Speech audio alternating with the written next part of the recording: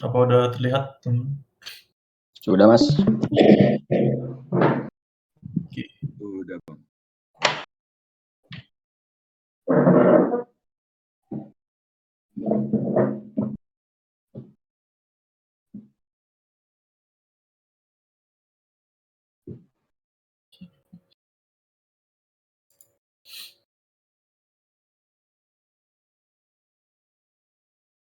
Coba, untuk project-nya saya pakai punya project-nya si ini ya, teman-teman. Punyanya si, project DTS ya. Siap, Teman-teman Mas. MC nanti bisa langsung mengikuti aja, teman-teman ya. Siap, Oke. Bang. Kalau gitu, di sini kita akan buka pertama ya, teman-teman. Kita akan cek dulu di backend-nya kita. Pertama-tama, untuk yang MCC sepertinya ada yang berbeda dengan DTS, di mana di sini yang MCC, DTS baru sampai dengan unmatched ya. Jadi mungkin, saya nggak sempat untuk menjelaskan terkait dengan privilege. Jadi di sini untuk kelas dari data DTS ya, itu hanya sampai pada unmatched, HTTP security-nya, ya, seperti itu. Ya mungkin di sini saya akan nyalakan untuk, role ini teman ya, unmatched-nya akan saya nyalakan kembali, ya. Saya akan aktifkan kembali untuk dari segi, eee, Spring Security yang ada yang sudah saya pasang di dalam backend-nya, ya. Jadi sekarang kalau saya coba mengakses data-data backend ini, ya, di mana kalau kita lihat di sini untuk country-nya itu hanya boleh diakses oleh user yang memiliki role kalau bukan admin, ya udah user, ya, seperti itu, ya. Jadi di sini country hanya dapat diakses oleh admin ataupun user, atau user yang telah terautentikasi, ya. Di mana kalau kita lihat di sini, ya, saya coba contohkan.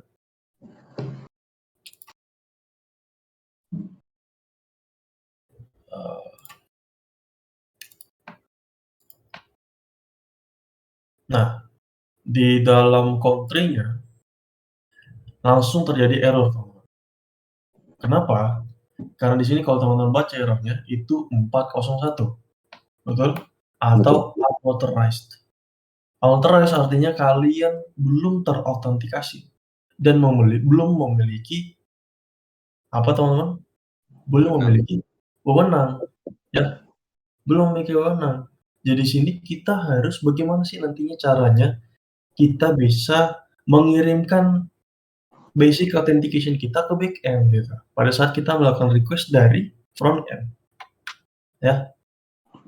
Yang kemarin teman-teman sudah coba, itu teman-teman menggunakan yang namanya Postman, betul? Betul, Mas. Di mana ketika teman-teman menggunakan Postman, ini ya saya akan contohkan di DTS, ya. Di mana ketika teman-teman menggunakan, saya close all, force close all tabs, ya. Gimana kalau teman-teman mencoba mengakses get all ini, ya, teman-teman itu membutuhkan apa? Inherit authentication. Saya coba, oke, saya akan ganti ya. Ini karena inherit parent ya. Saya coba cookies-nya saya matikan dulu. Saya coba no auth ya. Kalau saya tidak terautentikasi, saya tidak mengirimkan authentication-nya, secara otomatis nanti unauthorized. Persis sama dengan yang teman-teman lihat saat ini. Itu unauthorized. Dia minta user-nya untuk mengautentikasi dirinya di dalam backend-nya. Hah, kok di backend sih, Kak? Ya benar, karena kita mengambil datanya dari backend dan di backend itu membutuhkan apa? Autentikasi, ya, membutuhkan autentikasi. Nah, di sini Kalau teman-teman cara kemarin untuk bisa mengautentikasi diri kalian, teman-teman menggunakan namanya basic authentication, seperti ini. Kalau saya memasukkan basic authentication, Roni seperti ini nih yang terdaftar database di back-end-nya DTS ya, itu nanti kalau saya send, itu baru bisa diakses.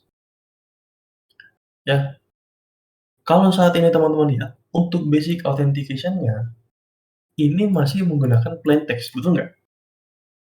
Betul, Mas. Tapi sebenarnya yang terjadi di belakang layar tidak seperti ini, ya. Ini kemudahan yang ditawarkan oleh Postman. Postman. Dia menggunakan plain text. Sebenarnya yang terjadi di balik layar itu menggunakan base 64. Nah, nih saya contohkan. Saya akan hapus cookies-nya, ya. Kita tidak lagi menggunakan out seperti yang ditawarkan, kemudahan yang ditawarkan oleh Postman. Di sini cara manualnya, teman-teman harus ke headers. Nanti di key-nya, teman-teman akan mengirimkan namanya authorization. Ya, di mana authorization-nya nih, kalian akan membawakan header. Ya, di header-nya nih, kalian akan membawakan value. Tulisannya adalah basic, karena di sini kita menggunakan basic authentication. Diikuti dengan base 64-nya. Kita akan buat base 64-nya. Ya, kita akan buat base 64-nya, di mana untuk base 64-nya, cara inputnya, itu teman-teman username kalian, artinya di sini tadi Roni, ini username. Ini saya jabarkan dulu ya. Username, username-nya apa? Titik 2, password-nya apa? Saya gedein. Ya, jadi cara encode-nya username-nya apa, password-nya apa, ya. Nah, di sini tadi kalau teman-teman perhatikan, di dalam Postman kita, di parent-nya itu username password-nya apa? Roni ya, kita pakai yang ini, ya. Kalau kita lihat lagi di sini, berarti username dan password-nya itu Roni. Oh, berarti di sini password-nya Roni. Oke, username-nya Roni. Oke. Oke, seperti ini ya. Habis itu saya apa? Saya coba encode. Setelah saya encode, saya akan ambil nih, ya. Oke, saya akan ambil itu, saya akan copy, dan saya akan paste di dalam header-nya. Mana tuh? Nah, Postman ya, sorry. Nah, ini saya akan paste di sini. Ya, saya akan bungkus di dalam header yang namanya authorization, di mana value-nya itu adalah basic dari ini. Dari apa namanya nih? Dari username dan password kalian. Nah, ini basic authentication. Jadi kalau saya send sekarang, ini bisa ya tanpa kita authentication. Nah, ini adalah basic authentication. Jadi sebenarnya yang terjadi di balik layar itu seperti ini. Jadi kalau teman menggunakan basic authentication, secara otomatis nanti Postman akan melakukan base 64 and encryption. Dia akan mengenkripsi username dan password-nya. Untuk formatting-nya seperti yang tadi kita lihat di sini. Formatting-nya seperti ini. Itu yang dilakukan. Nantinya yang dilakukan Postman ya, taruh di header juga, namanya authorization. Dan nanti basic diikuti dengan username dan password-nya yang sudah dienkripsi. Oke, sampai sini bisa dipahami teman-teman? Bisa, Mas. Oke, bisa ya? Jadi nantinya, ya, nantinya teman-teman, lalu bagaimana kalau misalnya di front end-nya kita, Kak? Nah, seperti ini. Kan nggak bisa. Berarti gimana dong caranya? Nah, kalau di front end-nya kita, teman-teman bisa lakukan seperti ini, ya. Kita akan pergi ke client app-nya kita, ya. Saya akan pergi ke client app-nya kita dan saya akan pergi ke dalam service-nya kita.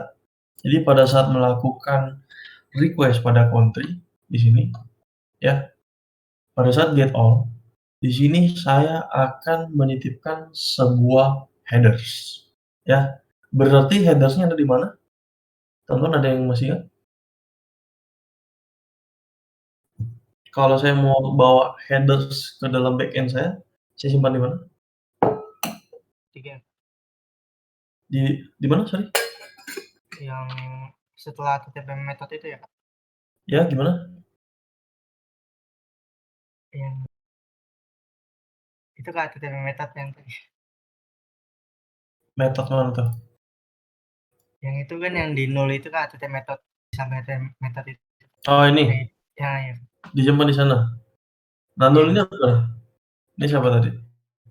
Nah, Kak, Kurniawan, Kak. Kurniawan. Lo tahu apa Kurniawan? 0 kosong. Sorry, bukan. Parameter ketiga ini apa?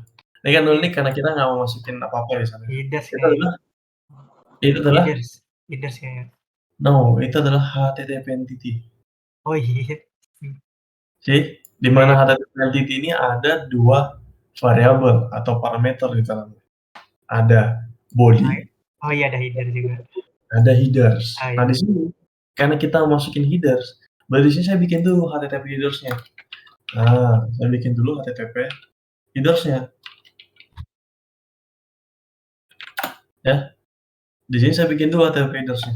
Dengan nama headers sama new HTTP headers. Ini saya akan contohkan cara yang manual dulu ya teman-teman, supaya teman-teman berangkat dari cara manualnya seperti apa, nantinya kita akan pakai atau menggunakan ya cara yang otomatis sudah dibuatkan atau di-generate-kan oleh Spring Boot-nya. Ya, ini cara manualnya. Dimana nanti saya add ya, dimana headers ini akan saya add ya. Untuk URL-nya untuk header key-nya itu authorization diikuti dengan apa? Diikuti dengan basic authentication-nya. Berarti di sini basic sama dengan sama dengan apa nih tadi? Nah ini ya, mana nih? Saya copy, saya paste. Ini yang manualnya ya. Saya paste di sini. Nah sekarang di sini outputnya harusnya lagi nggak reload ya. Client API kita akan nge-reload apa udah nge-reload? Coba kita coba reload lagi. Oke, nge-reload ya. Sekarang kalau kita coba mengakses frontend kita lagi untuk kedua kalinya dengan melemparkan atau membawa headers-nya dan Roni dan username Roni dan password Roni, itu secara otomatis teman-teman sudah boleh kembali mengakses. Oh, belum bisa. Kita cek lagi.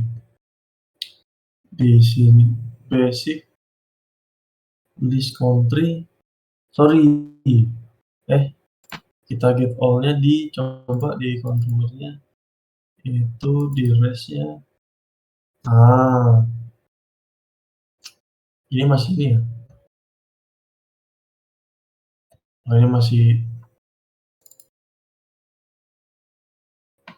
country controller. Nah, ini kalau kita lihat country service yang get all-nya. Sorry, karena kita belum kasih maksudnya nih HTTP entity ya. New HTTP entity di mana di dalamnya itu lihat tuh ada 2 parameter. Kalian mau masukin body sama sama header-nya atau header-nya doang. Di sini saya cuma headers doang nih. Ya udah, masukin headers-nya doang. Sekarang ini akan auto reload lagi. Jadi begitu saya reload kembali country-nya, itu udah bisa. Ya, seperti itu teman-teman. Nah, nanti setiap kali nantinya kita memanggil atau mengakses REST template kita perlu selalu melakukan add headers. Karena setiap request-nya nanti akan membutuhkan authentication. Ya. Seperti itu. Karena nantinya semua headers nanti yang teman-teman sudah punya itu mungkin saja membutuhkan autentikasi. Ya. Maka dari itu kita nanti akan taruh otomisasinya di dalam REST template. Nah, nanti aja ya. Ya sekarang ini saya akan menggunakan manual dulu ya. Jadi tadi itu bagaimana teman-teman melakukan add headers-nya secara manual seperti ini. Ya. Nah, tapi tidak mungkin kan ini kita pakai.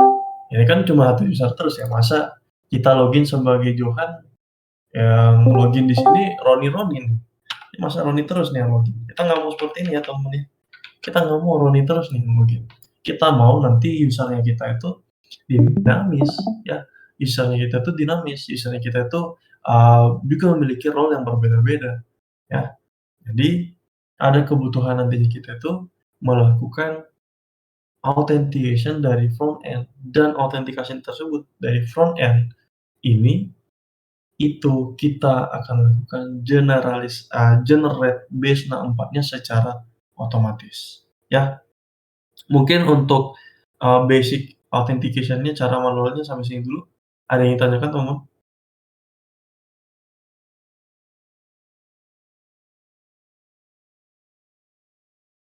Belum? Saya mau nanya, Kak. Ya, silakan.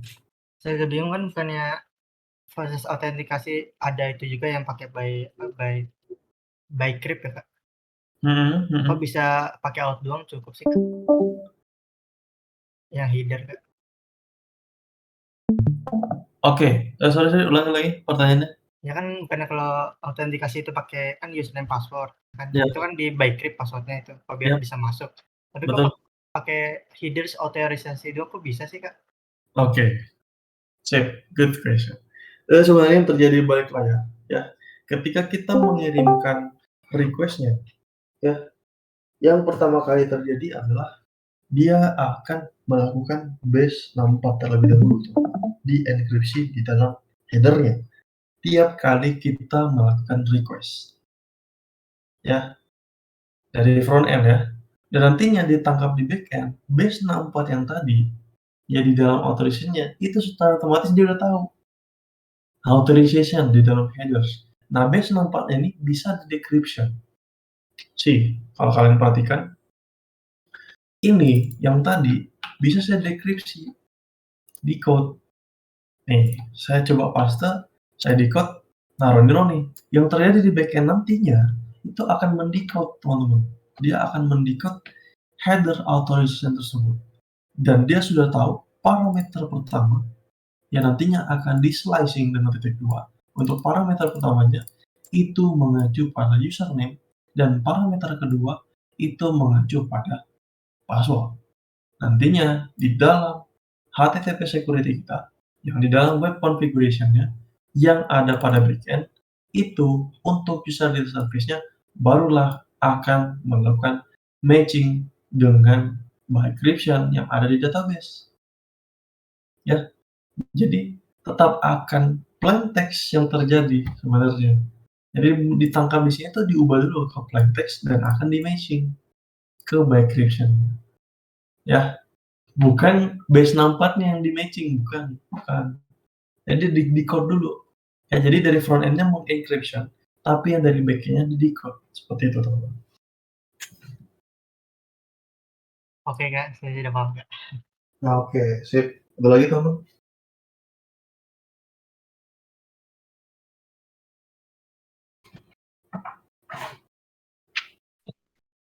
Yuk, Mas, yuk.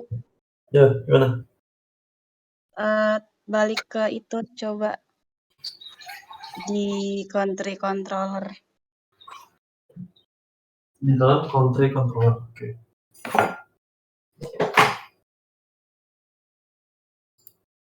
Oke. Itu kalau semisal tadi mana ya? Oh, bukan Mas, salah Mas, sorry, di country service. Country service-nya. Oke. Nah, jadi kalau semisal usernya itu misal ada kan ini ada Roni terus ada Rani misal gitu kan. Berarti tuh kita harus definisikannya dia tuh ke dalam headers add juga ini ya Mas? 2 gitu ya? Betul, betul. Nanti akan selalu kita melakukan action seperti ini. Jadi tiap kali kita melakukan request ke backend, kita akan sisipkan headers dengan nama authorization. Dan basic, ditambahkan basic ya, karena kita pakai basic authentication, diikuti dengan encryption. Encryption-nya, sorry. Base 64 ya, di base 64. Seperti itu, baik. Oh iya, makasih Mas. Oke, sama-sama. Ada lagi, teman-teman?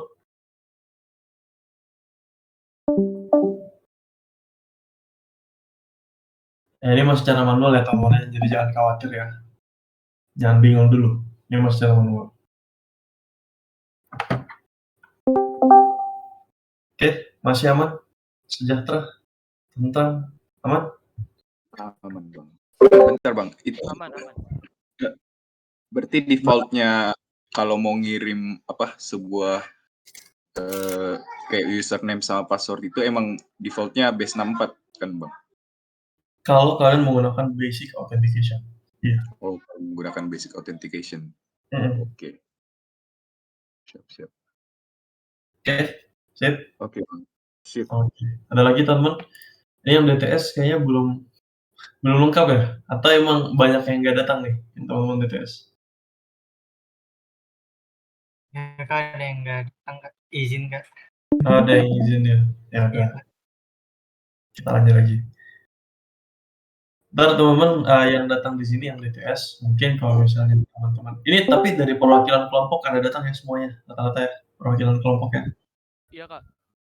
Oke, sip. Yang penting perwakilan kelompok datang ya, kan nanti teman-teman pasti buat login ya, masa nggak ada login ya? Di backend ya, seperti itu. Kita lanjut lagi, oke. Jadi ini cara yang manual ya teman-teman, ya.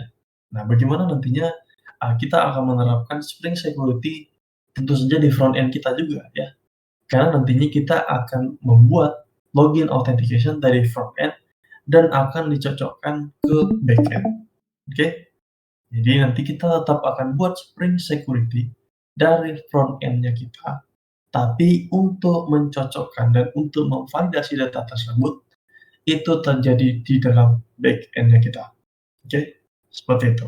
Sekarang yang pertama teman-teman harus lakukan adalah kita menambahkan apa? Kita menambahkan di POM XML kita apa teman-teman? Ada yang tahu?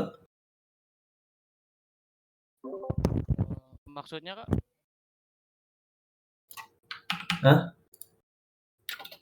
Kita menambahkan Spring Security ya. Kan kita mau bikin authentication ya. Berarti di sini kita juga perlu menambahkan Spring Security di dalam front end-nya kita. Nah, di sini saya akan Spring Boot Starter. Apa kalau security? Ya security ya. Seperti ini. Ya. Nah, sama seperti biasa ketika kita menambahkan dependensi, ingat teman-teman, tidak boleh langsung jalan, tidak bisa langsung tereksekusi. Teman-teman perlu melakukan clean and build terlebih dahulu. Perlu untuk meminta download dulu dependensi dari yang teman-teman sudah tambahkan sebelumnya. Ya, di sini nanti setelah teman-teman menambahkan Spring Security, ya, kalau saya jalankan kembali, sama seperti yang di dalam backend, ya, sama persis apa yang kita lakukan di backend kemarin.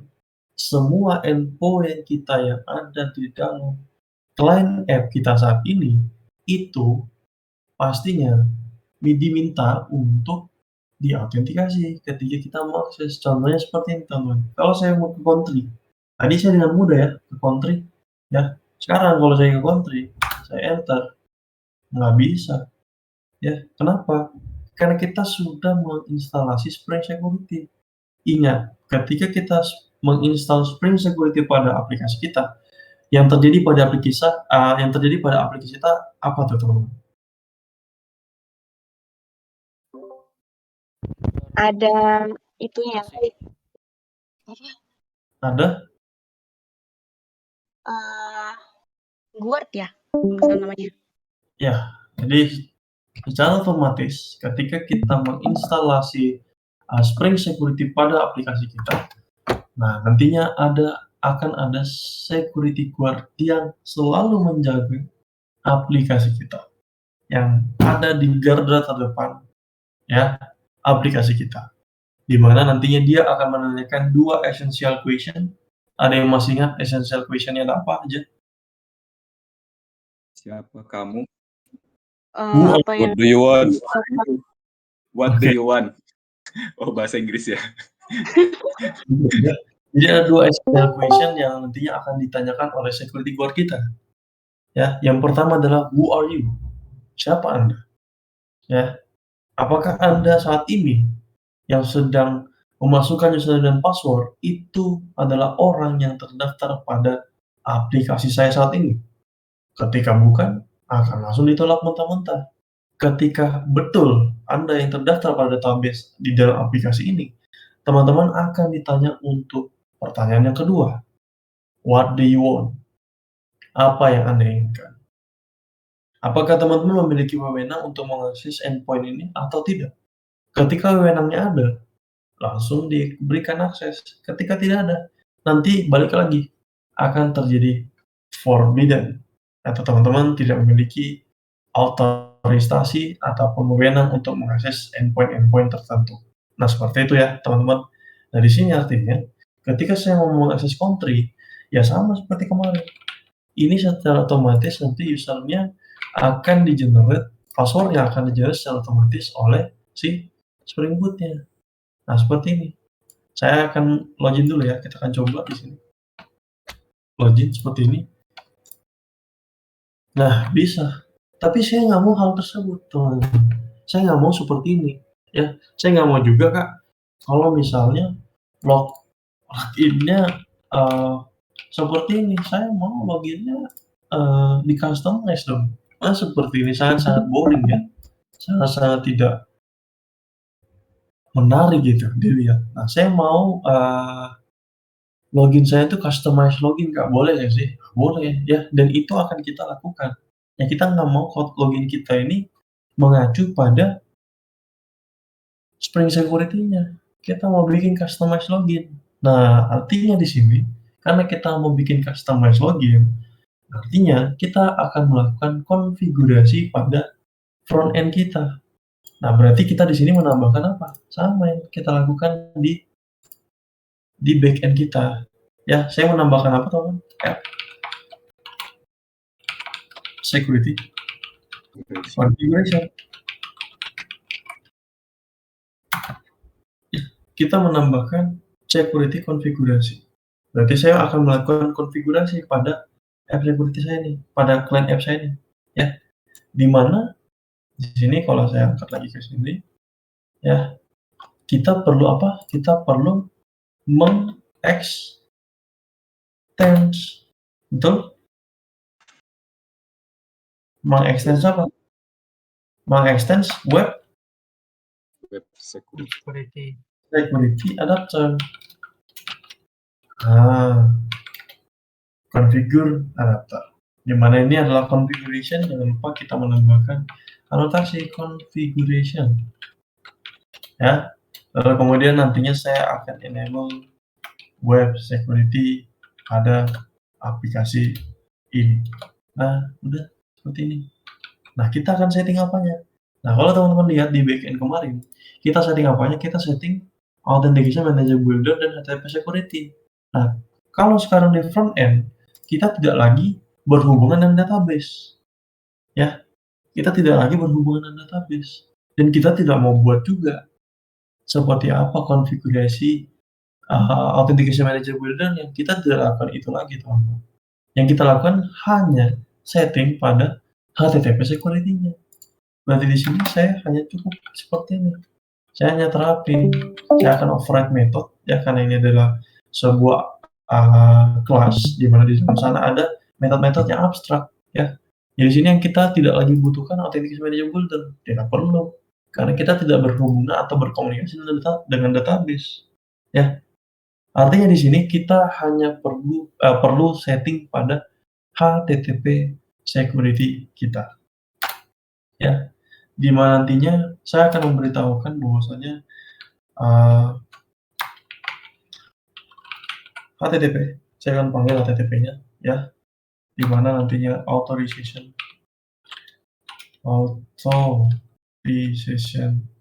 request-nya, authorize request-nya, itu saya mau untuk end method-nya dulu. Nantinya / login saya. Pokoknya semua yang diawali login itu saya mau kita atau boleh. Semua saya mau untuk end method saya / login diawali dengan login itu akan selalu kita permit all. Oke. Lalu kemudian saya kasih any request. Wajib untuk melakukan yang namanya authenticator. Oke. Dan kemudian lihat di sini kita tidak lagi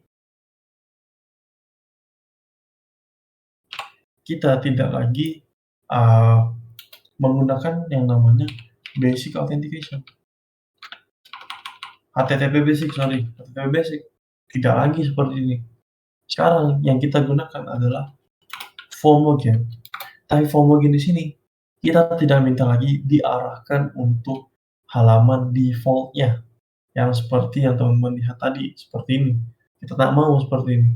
Kita mau bikin sendiri, kita mau customize. Artinya saya mau nanti kasih tahu lagi di sini untuk login page-nya saya akan mengarah pada /login. Oke. Lalu kemudian apa? Lalu kemudian nantinya login processing URL-nya itu sama. Kita mengacu pada /login. Oke. Next. Untuk success forward URL-nya. Jadi ketika berhasil login, kita mengarahin kemana? Anggaplah nantinya kita akan buat dashboard. Ya ini terserah teman-teman ya. Atau nanti diarahin ke region Kak. Ya udah, region apa?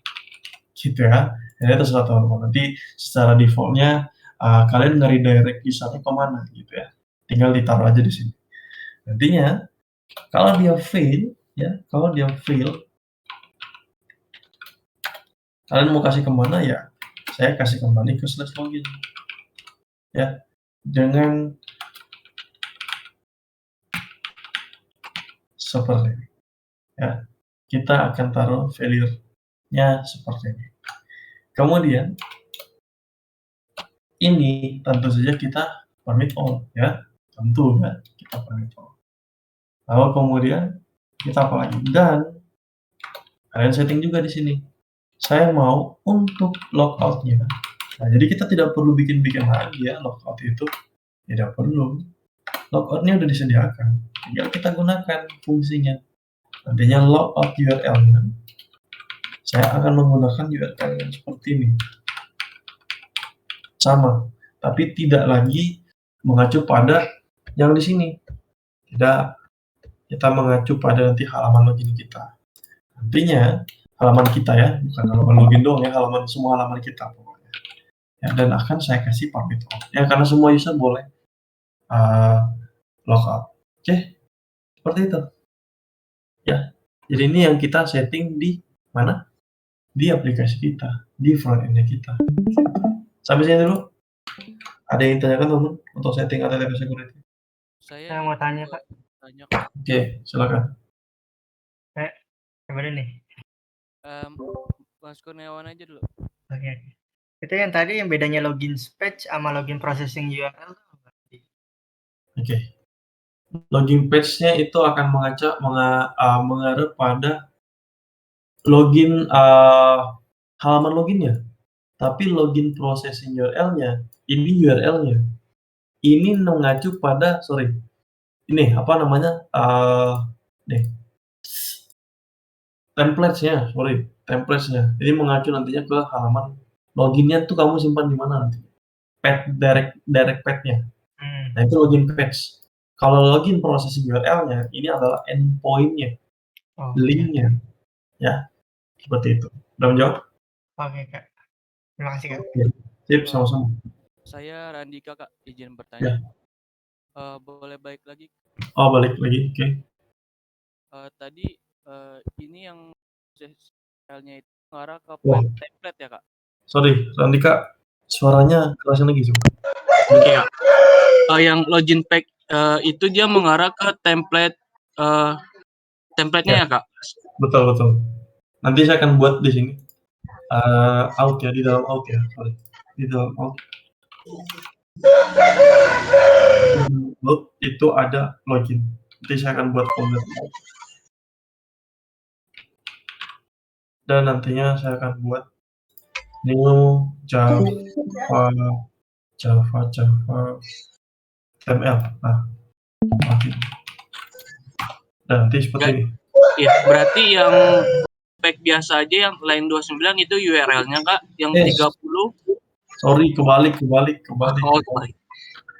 Ini yang template-nya. Oh Ini iya. URL-nya. Yang 30 ini berarti mengacu ke backend-nya ya Kak? Mengacu bukan ke front end-nya, nanti kita bikin front end. Nah, nanti sebelum saya akan buat logiknya, nah ini nanti kita akan bikin dulu logik. Oh iya. Nah, Ya, logik. servisnya ya dibikin dulu. Iya, kita akan bikin servisnya dulu. Satu lagi pertanyaan Kak. Ya. Ini kan sukses forward, kalau suksesnya itu ke region kan Kak ya?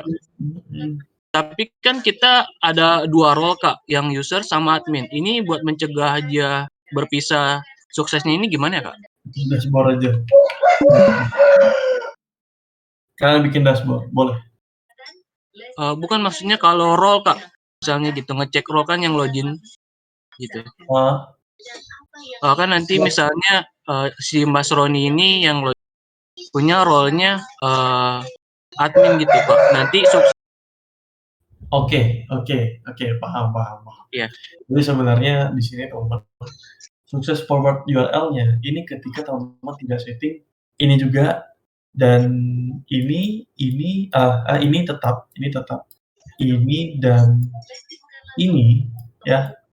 Kalau misalnya teman-teman tidak setting redirect-nya, itu secara default seperti ini. Tapi kalau teman-teman sudah setting redirect-nya, ya nanti kalau misalnya teman-teman misalnya di halaman untuk user itu ke dashboard user ya, seperti itu ya. Iya. Nanti kalau untuk admin, dashboard admin, gitu. Iya. Nah, kalau teman-teman sudah inisialisasi di controller, itu ini tidak lagi digunakan. Oh, iya. Ini default value-nya. Jadi tidak lagi digunakan ketika teman-teman sudah inisialisasi di controller-nya.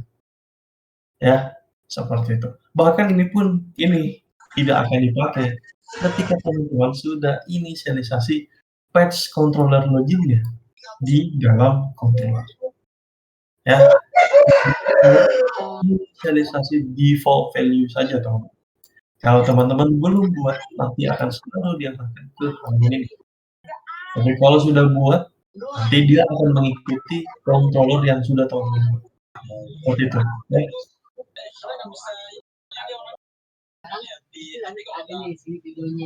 Menjawab tadi kan? Terjawab Kak. Terima kasih Kak. Sip, sama. Ada lagi teman-teman? Alfian Kak. Ya silakan. Kan ini kan ada 2 user ya, admin sama user tuh. Nah, misalnya di navbar-nya itu kan yang bisa akses region misalnya cuma admin ya Kak di navbar-nya tuh. Ya. Nah, ketika saya login pakai user tuh gimana ya kayak cara ngilangin regionnya Kak biar kagak kelihatan sama user ya. Jadi user bisa akses. Ya, paham. Tapi sebelum itu kita tidak akan bahas itu dulu ya. Itu setelah login itu. Cuman saya tidak akan bahas itu dulu. Kita fokus, itu bisa. Jadi nanti itu pakai yang namanya extracts. Jadi ada balik lagi kita akan menggunakan package yang namanya, sorry saya akan ingat extract kalau salah. Nanti kita akan cari ya. Itu namanya extracts. Coba ya saya cari deh supaya saya nggak salah ini. Nanti saya akan bahas kok, jangan khawatir. Extras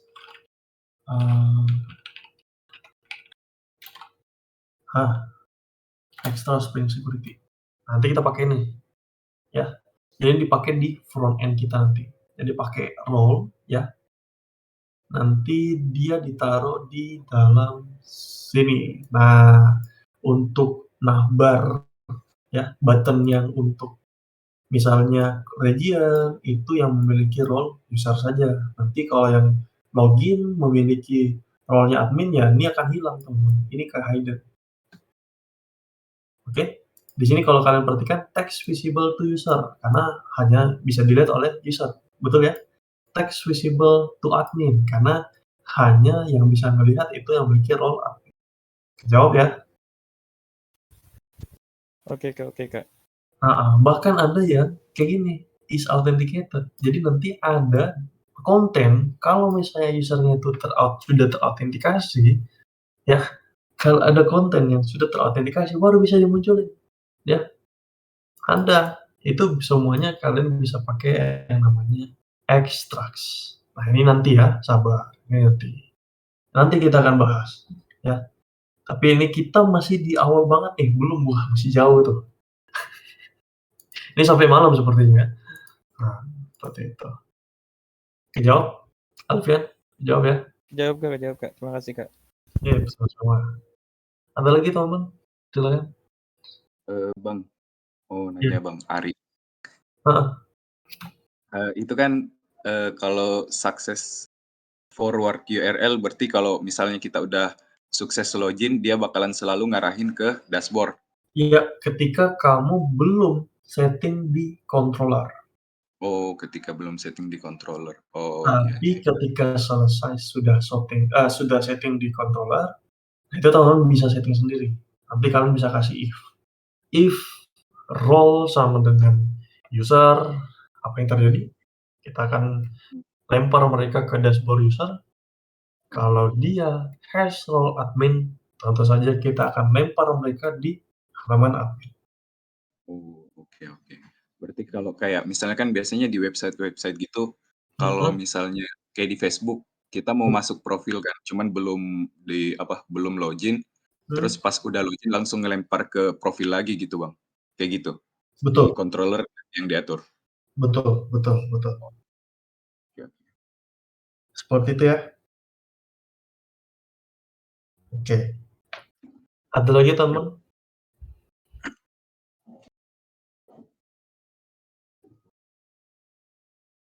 Belum? Cukup?